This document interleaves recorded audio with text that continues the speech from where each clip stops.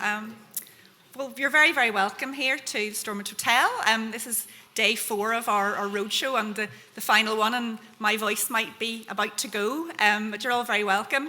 I just wanted to say that everywhere we've gone, we've had a fantastic breakfast offering. It's actually January is breakfast month, but I think the hotel have surpassed themselves this morning. So I just wanted to invite Jay and Stephanie up to take a bit of a round of applause for breakfast.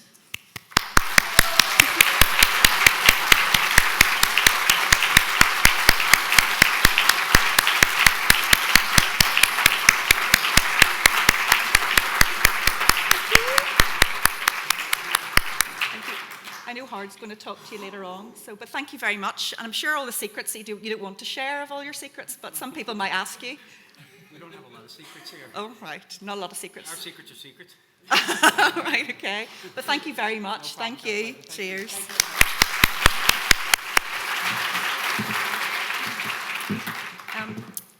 You may have been aware that last Wednesday night kicked off officially the Year of Food and Drink 2016 in the Ulster Hall in Belfast with a banquet with over 200 delegates. Just a show of hands. Was anybody there? Oh, yes, great. I hear it was very good. I wasn't there myself, but it really, when we started talking about the Year of Food, was about back in May when the Minister, Arlene Foster, actually endorsed the year. But obviously it was a lot of years in the making before that. But when the banquet happened last Wednesday, we thought, well, it's out now. There's no going back. And I think 200 people there just showed what the appetite is, pardon the pun, for the Year of Food and Drink. And we've been on the road, and I say day 4, and the ideas have been different in every single place that we've been, and we're hoping to tease out some ideas from you later on today in the workshop. I just wanted to remind you, because I'm realising that some people here in the room have not been on the journey about Year of Food, may be looking at me for the first time going, what's it all about? So I just wanted to remind you. It's really about enhancing the reputation of Northern Ireland. Some people say to us, how do we know we're not in Glasgow or Edinburgh or another part of the world? And a lot of part of the differentiation is actually through our food, and we can do that very easy, and it can tell the story of the place. It's also a bit of a celebration. I mean, we all want to have a party. We're very good at partying. We partied through 2012 and Giro, etc. And when people arrive here and we're having fun, they really understand that it's a great place to holiday and relax. We also have set aside some additional money for events, which I'm hoping any of you have applied for our events fund. We'll hear very, very shortly if you've been successful. And that was really to either upweight existing food events. So if you're already having a food experience, it's just to really dial that up, or actually present new food experiences. It's all about telling our stories, and actually we're really, really good at that. And when visitors arrive, they tell us they love the stories that we tell and the people and the way that we tell them. We wanted to look at new opportunities. There are a few cluster groups going on now. We'd like some more people come forward to work with us on food clusters if they've got ideas, and part of today is what that is about. And we just really wanted to develop the quality of our food offering as well. Obviously, Tourism Northern Ireland is big on the quality. We do have various quality schemes, and it's to really make sure that quality stays at the top of our minds. It's also about increasing visitor satisfaction. In 2014, we went out to visitor satisfaction, and we asked visitors, quite a lot of visitors at ports of entry, what they think of a range of things. So what they think about, even the journey to get here. But this time we asked specifically about food, and I'll tell you a wee bit about the results of that shortly. We work across a lot of partners, and I think this initiative has really, really brought out the partnership. So we're working with more people than ever. We've got Invest and I looking at export sales, and there's targets against that. We've got DARD looking at the rural communities. We're working with DEL programs in the colleges to make sure that the children get the food message, and there's a health message in there as well. So there's a lot about developing partnerships, but also it's attracting more quality awards. And today we'll hear more about that later on in terms of if you're interested in looking at a quality award for food, we can certainly help you there. What do the visitors say about our food? Well, I've got some lovely stats. It wouldn't be Tourism Northern Ireland if we didn't throw some stats at you at some stage. We carried out a survey in 2014, and it said 58% of people who visited here ate in a cafe, 51% ate in a pub, and 36% ate in a hotel. Unsurprisingly, pubs were most popular in Fermanagh, Derry and Belfast, and half of all of the visitors ate in a pub. So again, if you're running a public house, it's very important that you look at your food there. Overall, when we did the visitor satisfaction, we scored out of 5. And actually, we scored 3.58 overall. Now, I don't know if you're a glass half empty person or half full person, depending how your perceptions are. But I think it's okay, but I think there's a lot of wriggle room to bring that up. So we've got an extra weighting on we're trying to increase our visitor satisfaction, and we can only really do that through everybody that meets the visitor. We can't do that on our own. Funny enough, day trippers, people who are just travelling for the day, tend to spend more on food, so they're putting maybe a lunch at the heart of that, so they're spending 42% on food. But overall, the total spend on food and drink in that year we measured was 143 million in Northern Ireland, so it is quite astounding. Just quickly, we have got a calendar. I'm sure a lot of you will be aware of the calendar of food. We've actually done this in various months. So unsurprisingly, January's breakfast month, it finishes off in December with premium foods for Christmas. And we're going to have a little bit of fun with the calendar later on in a workshop. So I'm going to hand over soon, and just wanted to tell you how the day is going to go. Basically, I'm going to hand over shortly to Michelle Howard from Hastings. And then we're actually going to hear from Michelle Sherlow from Food NI, and then we're going to have a bit of fun around the calendar themes. And we're trying to finish up around about 12 o'clock. Tea and coffee will then be served outside. And please then, that's the chance that you really get the work done and stay and have a good natter. So I'm going to hand over to Howard, who's going to tell us some of the wonderful things that not only he's been doing, but others around him. So Howard, thank you.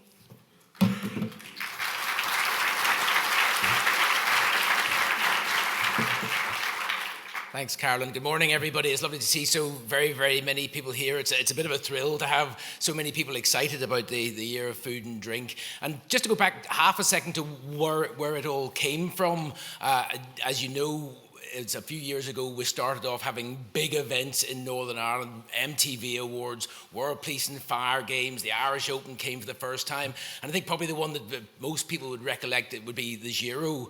And I was at the Giro on Giro Day, and it was Friday, Saturday, Sunday. Many of you would have been dressed in pink, took part in it as well. And on the Saturday, I went to see Garden Show Ireland, Claire Faulkner in the room, her gig. And she says, Howard, what are you doing to me? I have my Garden Show Ireland every year, and you bring the bloomin' Giro in the middle of that. How am I supposed to make a turn on my event? When are you going to do something that's going to let me and my events shine? And that was a really good point, because if you look at what we were doing, those things that everybody wanted to come and play, that showcased Northern Ireland in its very best light, that visitors wanted to come and see us doing, what we had actually done, and I think it was the right thing to do, we'd actually written a big check to get the whole Giro circus to come into town. We all then got on board and played the Giro game. And it was a one-off thing that is now a fond but fading memory. And so the question was, at what stage would we be ready not to write a check to bring someone else's circus into town, but to create our own circus? And that, in a nutshell, for me, is what the year of food and drink is all about.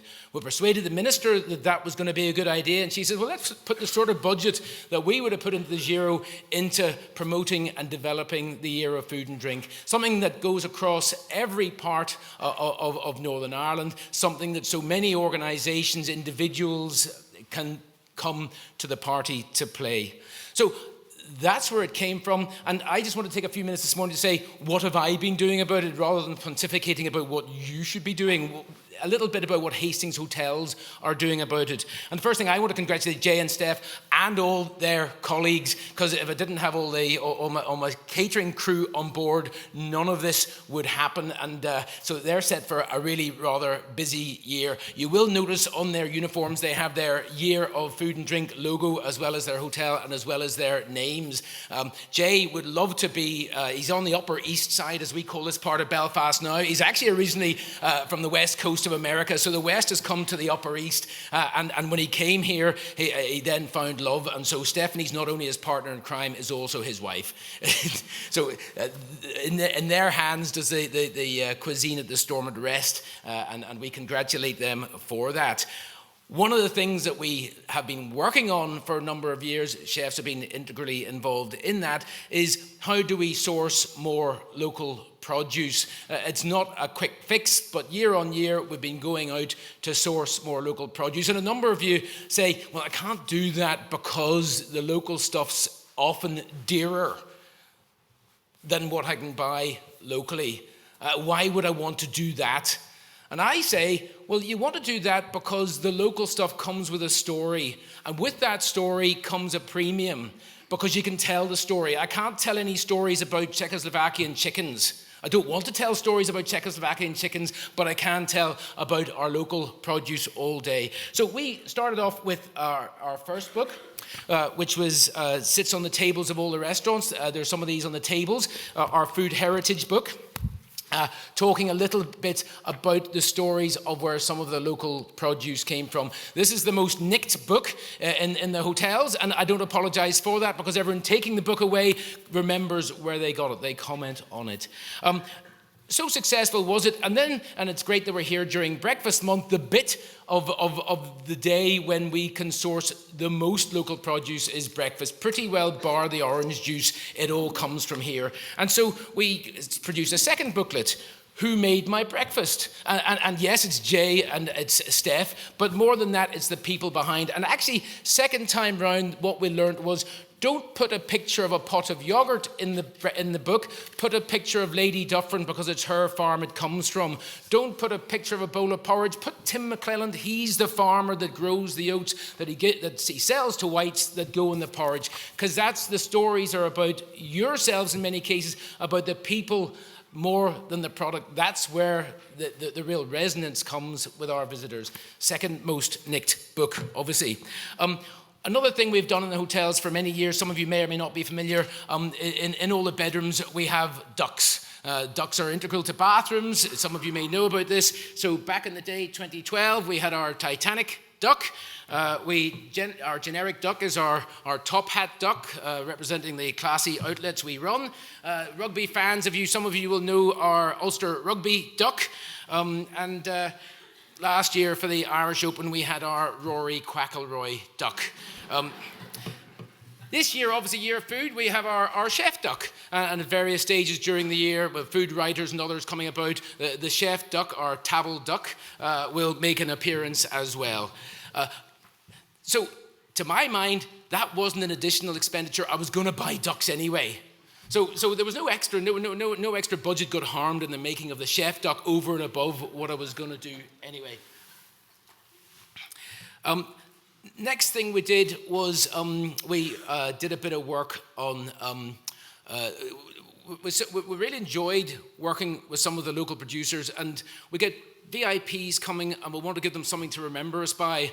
And you know yourselves, do you want to give them a pen? Do you want to give them a pen drive? Do you want to give them a pencil? Do you want to give them an umbrella? Everything, What do you want to buy from China to give the person who's come to Northern Ireland?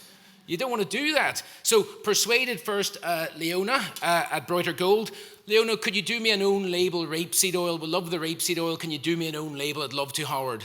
And so this is Leona, Brighter Gold, Limavady. This is her rapeseed oil, which she has labelled up for us. Local producers, artisans are very happy to do that. And this is the kind of second go at it because the first lot are all gone. Of course, the oil, and actually I'm pretty sure Jay is now, most of our chefs are now signed up. We don't buy olive oil anymore. I know we might have Italians who moan, not enough Italians, we might have more Italians, but the Italians, if they come here, actually try our rapeseed oil. When we come to you, we try your olive oil. That's what we do. And so I think we find in the group now very little, if no, olive oil's now part of the way, and why wouldn't you? The balsamic vinegar, this comes from Susie Hamilton Stubber, Burren Balsamics, and Burren's not in County Clare. Burren is the river that runs into the Burrendale at Sleat-Donard, Newcastle. So Burren Balsamics do our vinegar. This one is blackberries and thyme. And then there's another couple of producers, a lady called Margot Cuber, Made with Love, and you'll see her if you go around the fairs. She does a lot of different products, some of which we feature in the hotel. So this one is plum and vanilla jam, and obviously if you come and have your tea and scones in Hastings hotels, you'll be getting plum and vanilla jam. It's made by Margot Cuber, Made with Love, but also you may well be that you get a jar to take home with you as well. She does a lot of other jars, marmalades, chutneys, things like that. And there's another company in Kilkeel, Red Dog Foods. They make our chili mint jelly. And actually what's interesting about that, and what's particularly interesting about the Leonas, there's basil in the rapeseed oil that comes from our herb gardens, and the chili in the chili mint, the mint in the chili mint jelly comes from our herb gardens as well. You'll see at the front, Jonathan has been tending it not during January.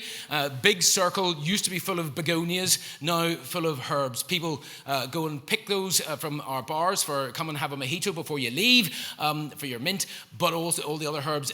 Again, when we have lots of escorted groups in the summer, they're all hanging about waiting for their bus. They say, oh, that's what I ate last night. That's where it is. You complete the circle, tell the story. So again, nothing in that's not doable with a little bit of thought. The herb gardens get quite a lot of commentary. So we're into the year of food, and we're obviously, like yourselves in any restaurants, hotels, you probably do monthly specials anyway. So why don't you just do your monthly specials in terms of the theming that Michelle and Carolyn alluded to, and Michelle will take on a bit more. So this is January, some of these on the tables as well. January is breakfast month, as you know, and so we have a couple for this month. We've got the Armagh apple potato cake and the Northern Irish mini soda bread. I think there's samples of which... The apple potato bread was out. You maybe tried some of that this morning. So those are the specials in all our restaurants for the month of January. February, coming up, your Belfast black beef stew, featuring whitewater ales in your black beef stew as well. That's coming up, and we're planning through month by month for the monthly specials that we would do anyway. So again, think it through. And of course, the whole thing is, and a bit more of this coming, the logos, the theming, the year of food and drink, it's all downloadable. It's all there. You pick it up, you use it as you will. They can't police it, so use it. That's what it's all about. It's better you're using it than not. One of the things we work quite a lot with Paula McIntyre. Some of you know, and Paula was bringing out a book last year. We said, can we take some of those books? Can we put our own cover on it? She says, how many do you want? We'll take quite a few. Brought her unit cost down. She was very happy to play. So this is Paula McIntyre's Down to Earth cookbook, but Hastings Hotels with an introduction from myself to the hotels as part of Paula's book. Probably from Paula's point of view, been very, very successful. So these are almost collector's items. I'd like to collect them back certainly later on if I might. But there's one on every table.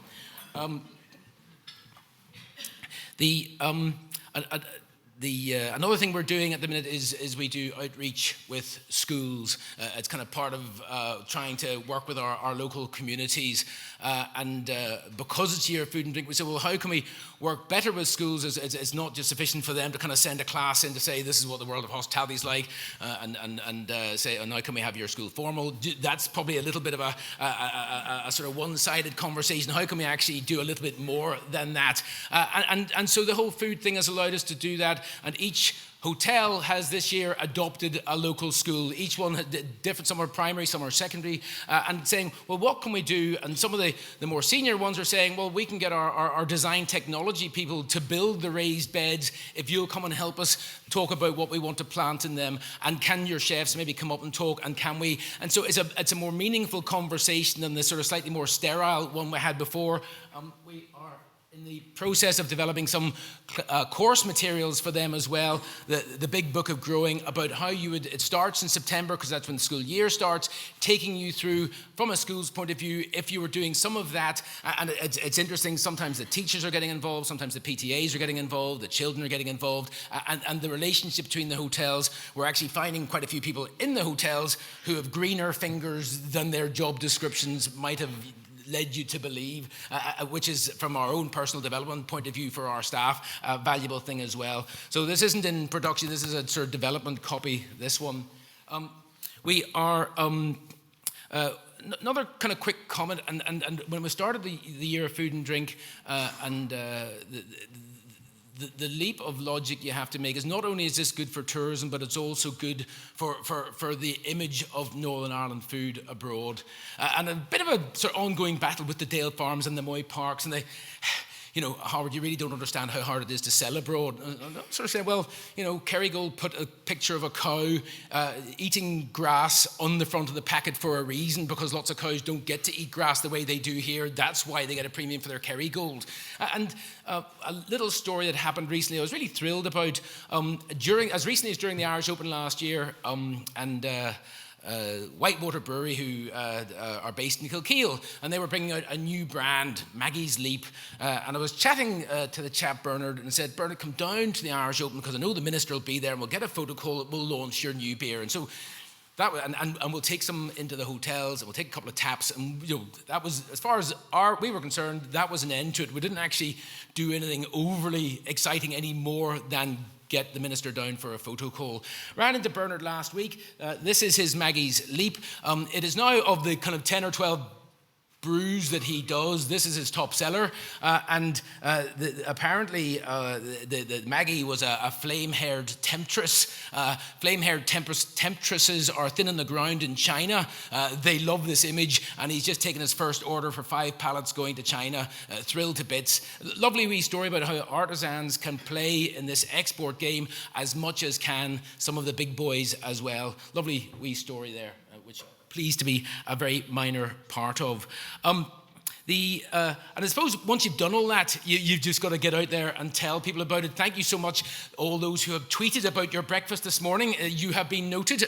Thank you. And of course, it's very little extra to kind of send out a few press releases. We put this out about breakfast this week in this week's newsletter. We got an article about how much we're looking forward to the year of food. Again, January, the papers are pretty short of print to put on the paper. It's an easy win, and I can't say enough how much getting involved early, the early adopters to this are going to score more heavily. This is the sort of year, all themed years, crescendo to the end, and so it's going to be pretty noisy by the time you get to November, December. So the earlier you get stuck in, the more I think you'll see the benefit of it. We are looking forward to next week. The big thing in January, breakfast month, is next Friday is Fry Day. We're going to celebrate the Ulster Fry next week, and without really very much more in hope than expectation, I sort of said, well, Europa, you're going to do a bit of a breakfast for someone, and well, how many? I don't know yet.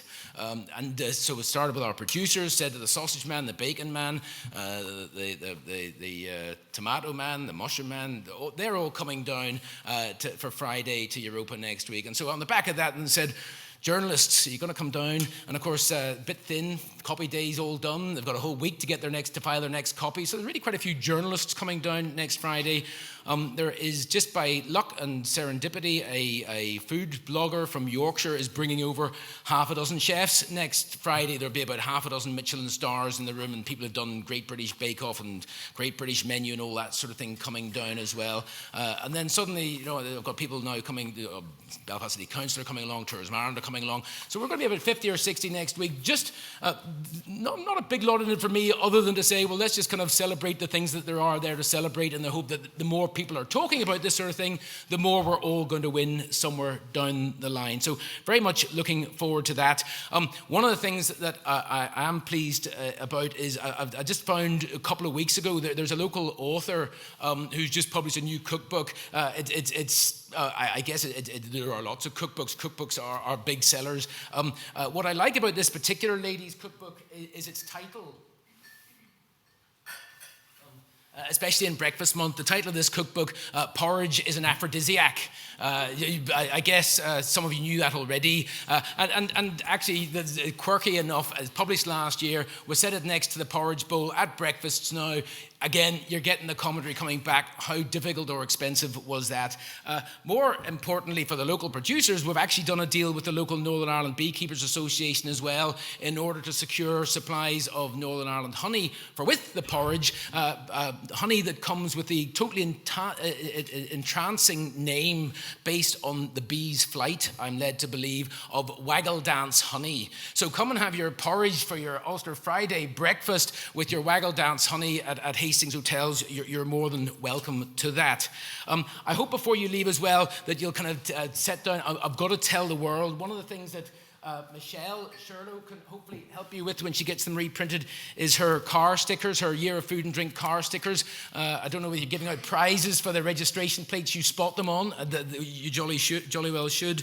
And I suppose from my point of view, for me doing this means nothing. It only actually adds up to anything if we start to do it all collectively. It's collectively we're going to make the impact. And whilst it was a great result to get Year of Food and Drink over the line, this isn't going to be like the Giro, the distant fading memory in years to come. This is a genie that's out of the bottle, and so it's part of repositioning where we are as a food and drink destination, and that's why I'm so excited about it. Thank you.